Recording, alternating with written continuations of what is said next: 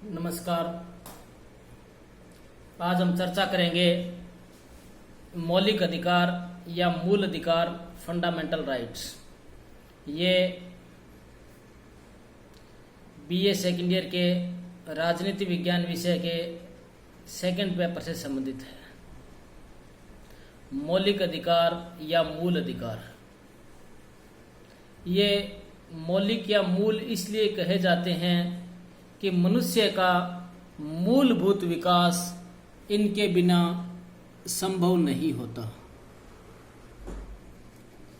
विश्व में मौलिक अधिकारों की सर्वप्रथम स्वीकृति 1215 में इंग्लैंड में मैग्ना कार्टा में मिलती है। इसमें जो परंपरागत अधिकार थे उन्हीं को मान्यता दी गई थी। अमेरिकी क्रांति में भी जेफरसन ने सबको समान माना। फ्रांस की क्रांति 1789 में भी नारा था स्वतंत्रता, समानता व बंधुत्व। संयुक्त राष्ट्र संघ में भी मानवाधिकारों की स्वीकृति 10 दिसंबर 1948 को दी गई थी। इस दिन मानवाधिकार दिवस भी मनाते हैं। भारत में मानवाधिकारों को संविधान में मौलिक अधिकारों के नाम से मान्यता दी गई है। हालांकि मानवाधिकार ज़्यादा विस्तृत होते हैं और मौलिक अधिकार कुछ संक्षिप्त होते हैं। भारत में 1895 में लोकमान्य बाल गंगाधर तिलक ने स्वराज्य बिल पेश किया था। तिलक का नारा ही था, स्वराज्य मेरा जन्मसिद्ध अधिकार है और मैं उसे लेकर रहूंगा। 1925 में एनी बिसेंट ने कॉमनवेल्थ ऑफ इंडिया बिल पेश किया। 1928 में मोतीलाल नेहरू ने भी रिपोर्ट प्रस्तुत की।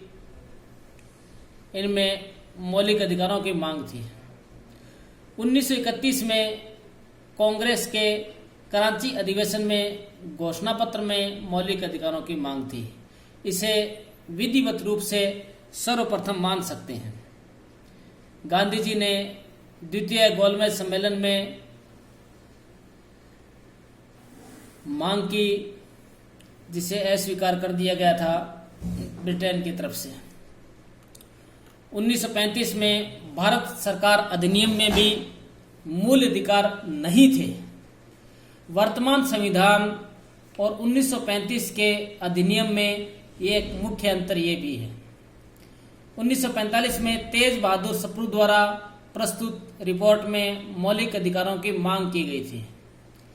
संविधान सभा में कैबिनेट मिशन ने मूल अधिकारों के लिए समिति का गठन किया गया था। इसमें प्रावधान था। मौलिक अधिकारों के लिए संविधान सभा में सरदार वल्लभ भाई पटेल की अध्यक्षता में समिति की स्थापना की गई तथा उस पर विचार के लिए जे.बी. कृपलानी की अध्यक्षता में उप समिति गठित की गई। इसकी सिफारिशों से भारत के संविधान में मौलिक अधिकार शामिल किए गए। प्रारंभ में मौलिक अधिकारों की संख्या 7 थी,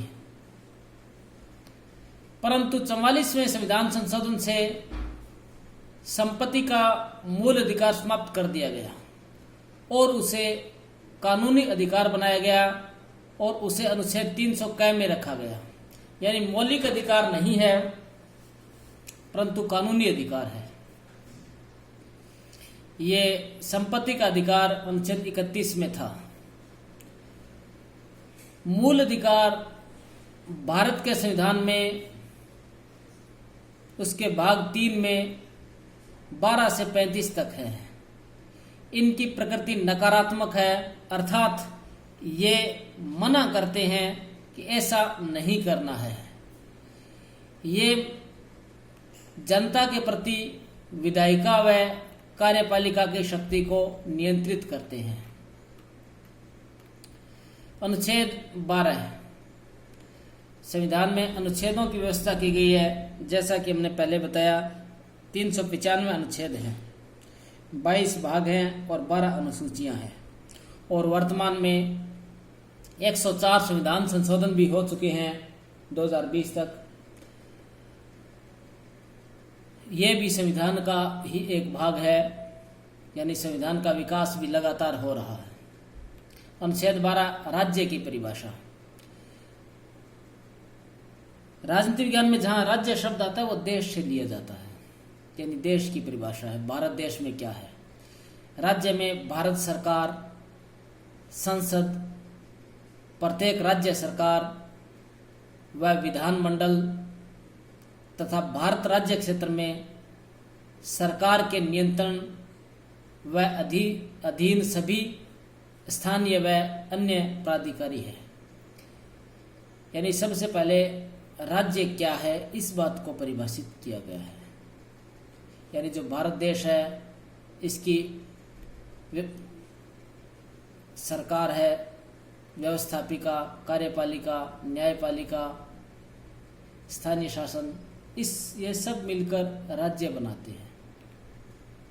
अनुच्छेद 13 में लिखा गया है कि राज्य ऐसी कोई विधि नहीं बनाएगा जो इस भाग के अधिकारों का उल्लंघन करती हो।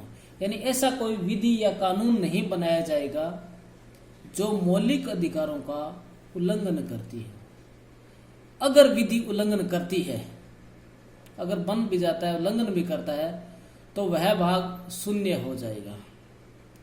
इसे पृथक्करण सिद्धांत कहते हैं। यानी पूरा कानून शून्य नहीं होगा, जो मौलिक अधिकारों का उल्लंघन करता है वह भाग शून्य हो जाएगा, या पूरा कानून उल्लंघन करता है तो पूरा शून्य हो जाएगा।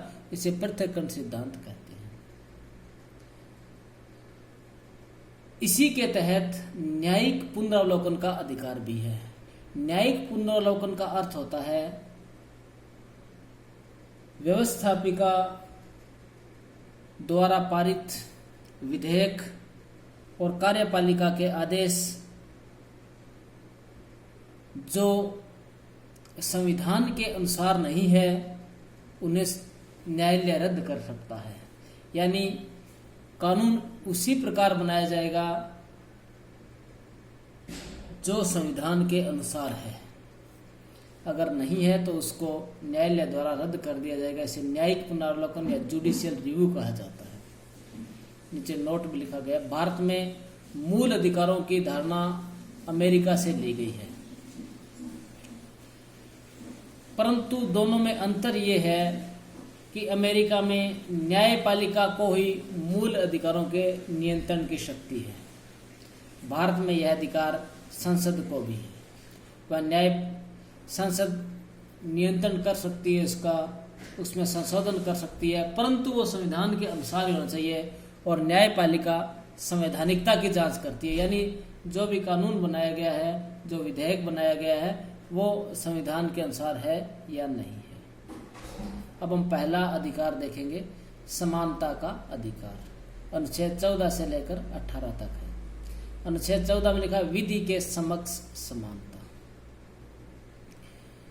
विधि के समक्ष समानता यानी सभी लोग कानून के समक्ष समान है।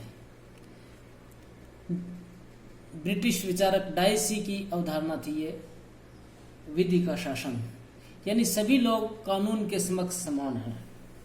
पहले राजतंत्र में कुछ लोग राजा या सामंत कानून से ऊपर माना जाता था, परंतु लोकतंत्र में माना जाता है कि सभी लोगों को कानून के समक्ष समान होने चाहिए।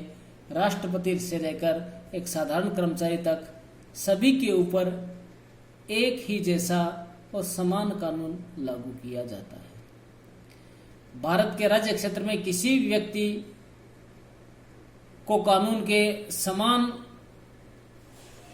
समक्ष समानता व समान संरक्षण से वंचित नहीं किया जाएगा।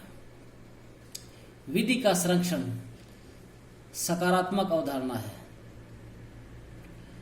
यह अमेरिका के संविधान से ली गई है। इसका अर्थ है विधि के आधार पर समान व्यवहार होगा।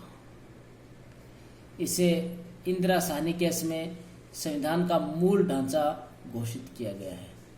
मूल ढांचा एक ऐसा शब्द है, यानी संसद को संविधान में संशोधन का अधिकार है अनुच्छेद 368 के अंतर्गत, परंतु वो संविधान के मूल ढांचे बेसिक स्ट्रक्चर में संशोधन नहीं कर सकती। ये बेसिक स्ट्रक्चर क्या है, ये समय समय पर सुप्रीम कोर्ट निर्धारित करता है। उसी के तहत समानता को बेसिक स्ट्रक्चर के अंतर्गत घोषित किया गया है। विधि का शासन, जैसा कि मैंने पहले बताया, डायसी की अवधारणा है, कानून सर्वोच्च है, विधि के समक्ष सभी लोग समान हैं और सबसे ऊपर सर्वोच्च जो है कानून है। इसके हालांकि कुछ अपवाद हैं। अनुच्छेद 361 राष्ट्रपति व राज्यपाल पद पर रहते हुए आपराधिक क्रिमिनल सुनवाई नहीं होगी। आपातकाल में अनुच्छेद 20 और 21 को छोड़कर निलंबित कर दिए जाते हैं। इसके लिए आदेश निकाला जाता है अनुच्छेद 359 के अंतर्गत। अनुच्छेद 15 में धर्म, मूलवंश, जाति, लिंग या जन्म स्थान के आधार पर भेदभाव का निषेध किया गया है। किसी भी व्यक्ति के साथ धर्म, जाति, लिंग या जन्म स्थान के आधार पर भेदभाव नहीं किया जा सकता। दुकानों, सार्वजनिक स्थलों, मनोरंजन स्थान पर प्रवेश पर भेदभाव नहीं कर सकते। भारत में यह भी एक समस्या रही कि विभिन्न जाति, धर्म, संप्रदाय के लोग हैं और उसमें भूतकाल में कुछ भेदभाव की व्यवहार किया जाता था, परंतु संविधान में सभी व्यक्तियों को अधिकारों की दृष्टि से समान माना गया है। हालांकि इसके कुछ अपवाद हैं, परंतु वो सकारात्मक ही माना जाएगा, समाज में समानता स्थापना लाने के लिए है। अनुच्छेद 16 लोक नियोजन में अवसर की समानता। इसमें धर्म, मूलवंश, जाति, लिंग, जन्म स्थान, निवास के आधार पर भेदभाव नहीं किया जा सकता।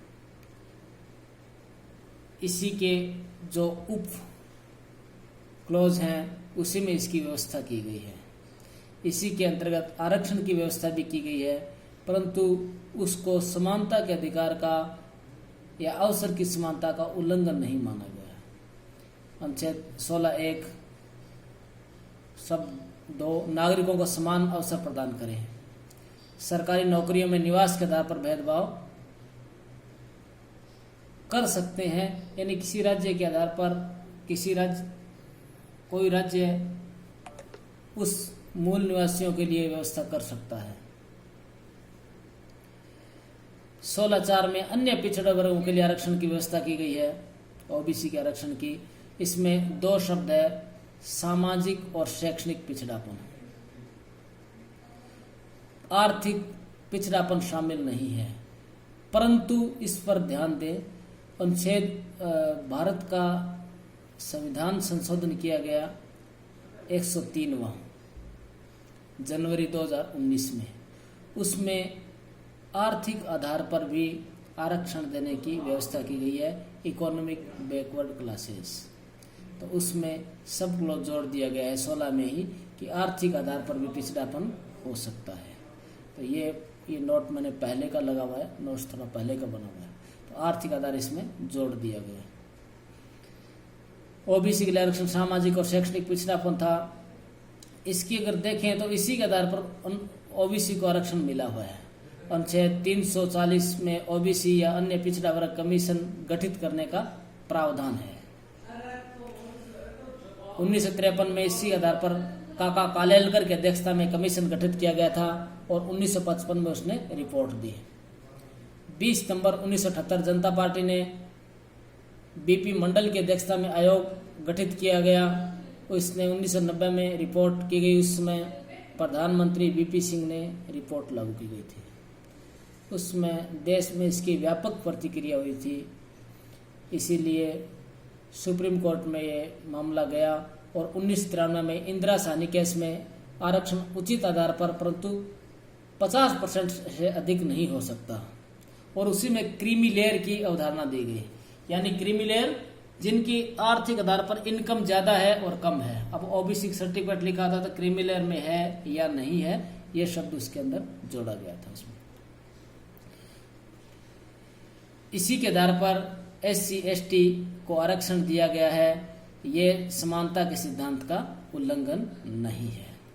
इसी के आधार पर शब्द लिखा गया पदोन्नति में आरक्षण, यानी जब नौकरी में आ जाता है, उसमें प्रमोशन होता है, उसमें भी आरक्षण दिया जा सकता है। इसमें इसकी डिटेल भी लिखी गई है।